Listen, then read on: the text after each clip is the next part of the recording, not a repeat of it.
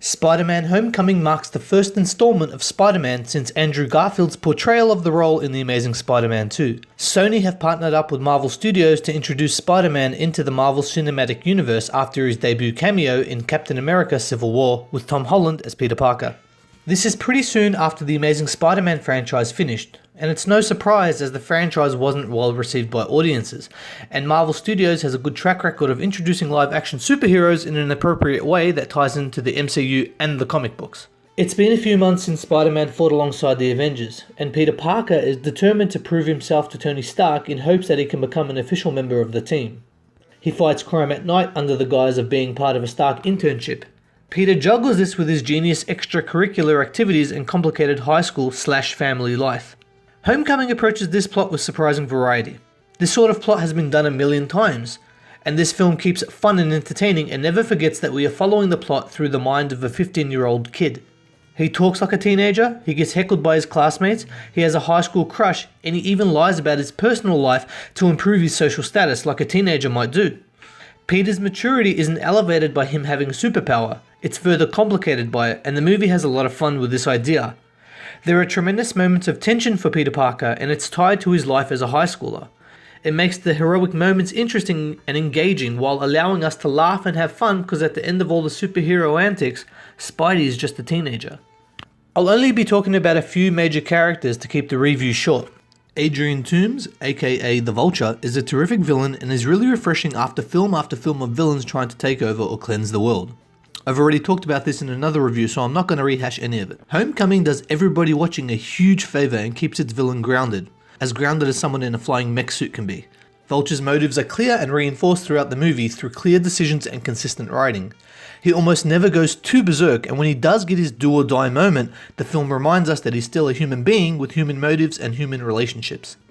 Aunt May is well played and makes sense in the grand story, but I feel has nothing to do. She has an interesting personality with a bit of backstory revealed throughout, but I often forget that she is Peter's only living relative.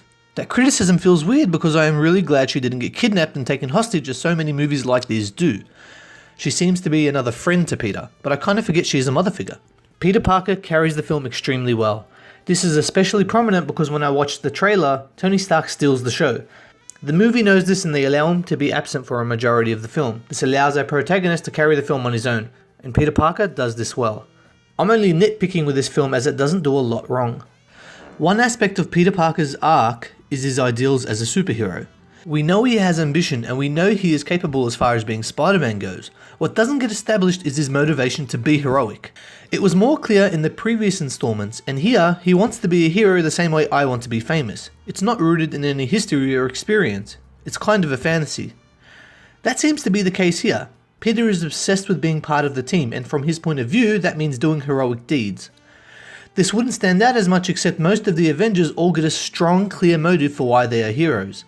It doesn't diminish Peter Parker's accomplishments or his role in the story because he is just so damn enjoyable to watch on screen. A really strong aspect of this film is that the film feels like it's from the perspective of a high school kid, especially where it counts. Everything is kind of a joke, in a good way. Nothing is taken too seriously until it is time for it. A lot of the actions Peter takes make complete sense, understanding that he is a high schooler who is new to his powers. One great thing about Homecoming and its characters is that they are flawed and they make mistakes. It really does fulfill the question, what would a young superhero do with their powers? Peter Parker is cocky, wisecracking, and most importantly, a high schooler. He has all the same badly informed impulses that I would have in his circumstance. The action in Homecoming is my only major criticism and it doesn't really affect my rating too much, but it must be mentioned. The action in this film suffers from the exact same thing that most of the Marvel films suffer from. Where the camera movements would be impossible to capture in live action, CG does an incredible job illustrating great action set pieces. Where the characters are fighting on the ground in hand-to-hand combat, the camera cuts quickly and sporadically, making it hard to catch anything and be impressed by Spider-Man's powers. My perceptions of action have been affected by really well executed action films like The Raid and John Wick. Those movies' characters are badass because we see the actors perform the action, and so when they overcome an obstacle, it feels empowering and fun. In Homecoming, it seems like every time Spider-Man needs to make any sort of vertical movement, Spider-Man goes and takes a seat and the CG does all the work. Audience know when a character on screen is computer generated and when it is not.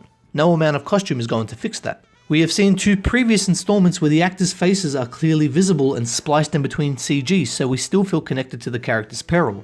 It's all the difference between feeling empowered by the hero and feeling adequately pleased by them. The action in Homecoming isn't terrible, but it's fair to say that no Marvel movie action set piece has come close to the bank heist scene from Spider-Man 2.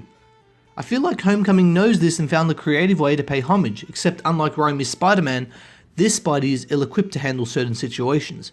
This does emphasize Homecoming's understanding of Peter Parker's character, which in my opinion surpasses the previous installments. On a positive note, Homecoming demonstrates great characterization through the action. The characters in this film inform the action and the plot is progressed by it. When Peter Parker has a call to action, we understand him answering it because he wants to be a hero and because he is an impetuous teenager. As for the actual hero, Spider-Man is creative and quick on his feet, but this understandably is not enough for him to be an Avenger. It's clear how inept he is at being a hero. The filmmakers of Homecoming have a lot of fun with this, and they do an amazing job of keeping Spider-Man animated and brimming with personality throughout the film, and this fits with his character so well. This is interesting to me because I feel like some of the conflict in this film wasn't as emotionally charged as the original Spider-Man movie. And if we could have got some of that combined with some of the astonishing level of Spidey acrobatics in this movie, I think the action would have been on another level. All in all, the action is something that has been lacking for most of the Marvel movies. Homecoming, along with the other MCU films, maintains a clean, polished aesthetic while introducing a refreshing pace of story, characters, and action. Homecoming doesn't ignore the previous film and the larger surrounding Marvel universe, and at the same time, focuses on one story and one character, giving this film a much needed new point of interest. This film focuses on our protagonist and our villain while slotting in side plots to keep our story motivated. What's impressive is that this film stays true to the MCU history while introducing its own voice to the universe. Spider-Man is a different character. He's younger, more energetic, more naive, and ultimately a teenager. He doesn't have the same wisdom as any of the other Avengers have, and this movie treats it as such and never forgets it. While Tony Stark can think his way out of every scenario, Peter is a bit of an idiot, causing havoc wherever he goes without regard to other people, and he suffers for and learns from it. This installment of the Marvel Cinematic Universe is a definite must-see in cinemas. Fingers crossed Hollywood can go 3 for 3 in great, well-made superhero movies. Don't let me down, Ragnarok.